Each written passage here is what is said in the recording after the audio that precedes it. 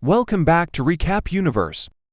The interstellar spaceship, Avalon, can be seen traveling through space, headed to a colonized world called Homestead 2. All of its quarters are empty. The vessel is on autopilot. The 258 crew members, as well as the 5,000 passengers, are in hibernation. Suddenly the ship passes through an asteroid belt that's weakening its shields. Tower is diverted to the main shield, but the ship is on a collision course with a giant asteroid. Suddenly, the asteroid collides with the ship, causing various malfunctions. The ship begins self-reparations, but one of the hibernation pods activates. The passenger awakeners Jim Preston, a mechanical engineer. His pod opens, and an automated system helps with his awakening, telling him that he spent 120 years in suspended animation, and that the ship is only 4 months away from Homestead 2. He's told that he will be able to spend that time enjoying the luxurious aspects of the ship. Jim receives instructions about his ID band, his cabin in the primary activities he's to take part of prior to the arrival on the planet. Excited and nervous to meet the people on the ship, he gets ready, leaves his cabin, and walks into an automated class meant for an entire learning group. Jim looks a little anxious as the hologram explains the situation on Earth, calling it overpopulated, overpriced, and overrated. It tells him to hold his questions to the end of the lesson, but Jim keeps asking why he's the only one there. He realizes that the hologram can't answer him and goes to search for other people. He gets to the main concourse of the ship. No one is there either, but an automated informational desk offers to help. Jim asks to talk to a real person, and it sends him off to talk to a steward. But when he finds that no one is there too, he asks to speak to the captain. When he gets to the bridge, even though he doesn't have access to go inside, he can see that none of the main crew is awake either. Jim eventually goes to the observatory, where he finds out that the ship is actually 90 years away from Homestead 2. He realizes that he woke up too soon, so he rushes back to the concourse and sends a message back to Earth, asking what he should do because he doesn't know how to get back into hibernation. The communication system informs him that the overpriced call to Earth would take approximately 55 years to get an answer back. Jim is devastated. He walks around and finds the ship's bar, or he sees another person.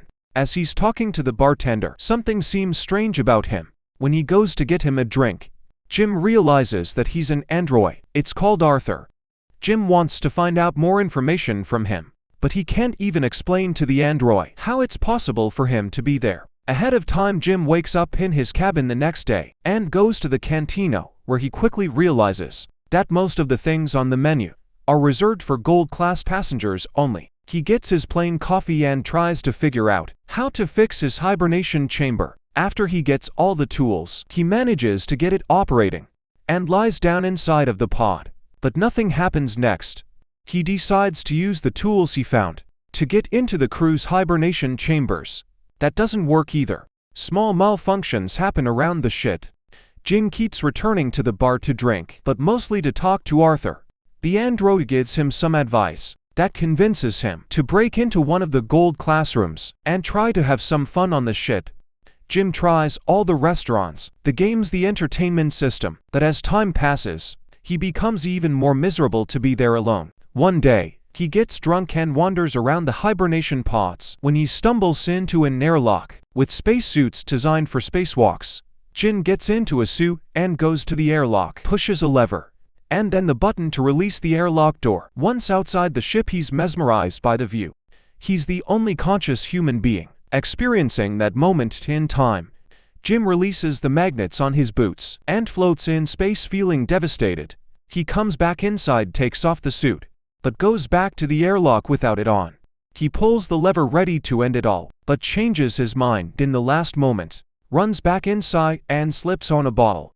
Jim stands up and is instantly drawn to a woman in one of the pods. Named Aurora, he searches for her files in the directory and listens to her passenger interview, becoming enamored with her. Later has seen sitting next to her pod, still listening to her interviews. Back in the bar, he's reading some of her work and is talking to Arthur about her writing. He becomes obsessed with the irony of his situation, going to another planet for a better life, waking up early and not getting there, and finding his perfect woman only for her to be out of reach. Jin keeps thinking about her and starts getting the idea to wake her up too. He talks it over with the android, but he doesn't understand the conundrum. If he wakes her up for his own benefit, he'd be stranding her there with him to die on the ship. Jin decides against it first, but as time goes by, he can't let it go until one day he changes his mind. He goes to her pod and manages to activate it as she's waking up and going through the same process as he did. He hides and goes back to his room. A little bit later he goes to the main concourse, hoping to find her, and there she is, just as confused as he was a year ago. Jin tells her they're the only ones awake and takes her to the observatory. Then, he tells her that he can't get to neither the crew nor the main commands of the ship. Aurora freaks out and wants to get back into her pod. When they get to it, Jim explains that there is no special equipment on the ship that can help them get back into hibernation, effectively telling her that they're stranded. They go back at the concourse, and he tells her that she should rest, since she just came out of hibernation. She feels sorry for him, having to spend more than a year alone on the ship. Jin goes back to the bar, feeling regretful about what he did. He asks Arthur not to tell Aurora that he was the one that woke her up. The next day Aurora wakes up. She goes back to the concourse and asks the automated info desk about the hibernation pods. Jin joins her there and they go to get breakfast. As they leave, the info desk has some sort of malfunction. In the cantina, Aurora realizes that Jim has been eating the same breakfast for more than a year and gets him one of the gold-class menus. They talk about the possibility to fix the pods, but unlike Jim, Aurora isn't ready to give up. She searches through the infirmary, then goes through research documents, eventually ending up at the crew's hibernation quarters. Trying to break the doors open, Jin notices more malfunctions throughout the ship. Some time later, Aurora laments about her life on the Avalon. She jogs around the ship and swims in the pool, becoming more and more aware of her situation. She goes to the cantina to interview Jin, thinking that his story might be interesting. She asks why he immigrated to the colony. Jin answers with slogans from the company first, but then further explains that he hopes that on the new world he could be somebody. He could build a life later. They end up in the observatory, and Aurora finally shares her reason to be there. Unlike the other passengers on the ship, she has a round-trip ticket. Her idea was to go to Homestead to live there for a year and come back to Earth, to become the first journalist that has ever done that, writing the greatest story that ever was. Aurora slowly gives up on finding a way to fix their current predicament, and Jim figures out a way to cheer her up. He takes her dancing, to the cinema and to the basketball court. Lastly, he takes her to the bar to meet Arthur. She relaxes for a bit, until she remembers their situation. Jim is left alone with the android, feeling awful about what he's done to her. The next moment he's seen tinkering with something, and in the other Aurora walks into the observatory to find a miniature of the Chrysler building he made for her some time later. They go on a date at the bar. They have dinner and share stories about their lives. She tells him that her father died when she was a teenager. After the dinner, Jin takes Aurora to the airlock, and they get into the spacesuits. They go out for a spacewalk together. Jim finally has someone to share that magnificent experience with. Jim switches off the magnets on their boots, and they float together in space. They come back inside and immediately kiss, retreat to his cabin, and sleep together. Soon after they start living like a couple. Aurora moves into his cabin and writes about her life on the ship. They job together, eat together, sleep together. Jim explores the ship further and finds the hydroponic space. He brings Aurora flowers one day. The ship passes by a red giant, and they go to the observatory to see it. It's Aurora's birthday, so later that night, they celebrated in one of the many restaurants on the ship, and then the bar. Jim goes to the washroom and prepares the ring he made for Aurora while she stays in the bar chatting with Arthur. The android tells Aurora that Jim woke her up, intentionally, unaware that he was still to keep that a secret. Suddenly Jim comes back, and she confronts him in absolute disbelief. She runs away furious and panicked. Jin comes back to his cabin to find all her things gone. He runs into her in the canteen of the next day, but the moment he speaks she runs away. Aurora is desperate. One night she goes over to Jim's cabin, punching and kicking him, wanting to kill him, talking to her over the comm because she keeps avoiding him. Jin tries to apologize and explain his actions to her. He tells her he fell in love with her, but Aurora doesn't care. She can't forgive him for taking her life. One night as Jim is in his cabin, another malfunction happens. The ship faces a critical error, and the main command shuts down. Later he walks into the elevator and it malfunctions. Aurora walks into the main concourse and sees that Jim has planted a tree there. Then she goes to the cantina, where the food dispensary is also malfunctioning. Suddenly both of them hear the voice of the deck chief over the comms asking who planted the tree. They both run into the concourse and see Gus Mancuso standing in front of Jim's tree. They introduce themselves and tell the chief about the situation. He doesn't understand how 3 parts could fail. Mancuso takes them to the bridge, and he discovers that there is something wrong with the ship, that the information on the systems has to be checked manually. When they leave the bridge, a robot almost falls on their heads, and the two of them tell Mancuso that malfunctions have been happening all over the ship. More frequently, he says that shouldn't happen, as he shows them how to collect the data. Mancuso checks on the pods. When Jim joins him there, he's figured out what happened with Aurora's pod. The deck chief finds what Jim did to be terrible. Later he's at the bridge checking the collected data. When Aurora joins him, they talk about what happened with her pod, but he tells her that he can't do anything about it. Jim walks in with 1/16th broken robot. Mancuso feels the hibernation sickness, so he goes to rest, but as he walks out, he coughs out blood that night. Aurora can't sleep, so she goes for a swim. Suddenly, there's gravity loss throughout the ship, and she starts drowning. As the water from the pool moves with her, the gravity drive resets, and she barely makes it out alive. They both run into each other going to find Mancuso. The 3 of them are back at the bridge, slowly discovering what has been going on with the ship. Mancuso figures out that something happened 2 years ago, taking out a major system. They need to find and fix what has caused the failure, because the entire ship is trying to pick up the slack. If they don't fix it, the entire vessel will be stranded. They go to find the problem, but Mancuso faints, so Jim and Aurora take him to the infirmary.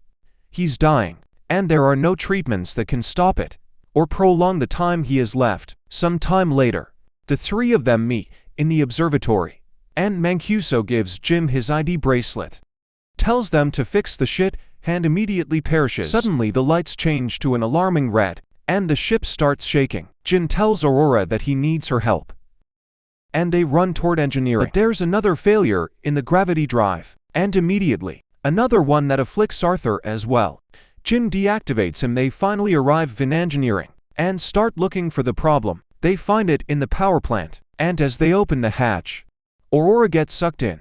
The asteroid has caused a breach in the hole. In that area Jim gets sucked into, but he holds on to the hatch as it keeps closing on him. Eventually he gets sucked into, but they quickly manage to seal the breach. Instantly after fixing that problem, Jim realizes that there is more than one breach in the hull. The 2 of them follow the trajectory of the meteor and find that it has hit the reactor control computer.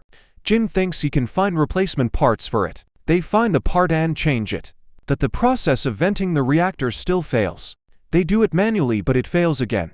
Jim figures out that he needs to open the vent door from outside of the ship so they can cool the reactor down. Both of them go to the airlock, and as he's getting ready to go out, he gives Aurora Mancuso's bracelet because he might not come back. She helps him with a suit, and as he walks into the airlock, she tells him to come back because she can't live on the ship without him. Aurora goes back to the reactor, where the temperature has hit critical heights. A bolt from the reactor propels into her arm. As Jim is getting closer to the vent from the outside and sees the door, the temperature rises in the reactor room. While he is trying to bypass the vent door to open it, he soon realizes that he'll have to manually hold the door open so the reactor can vent, and he tells Aurora.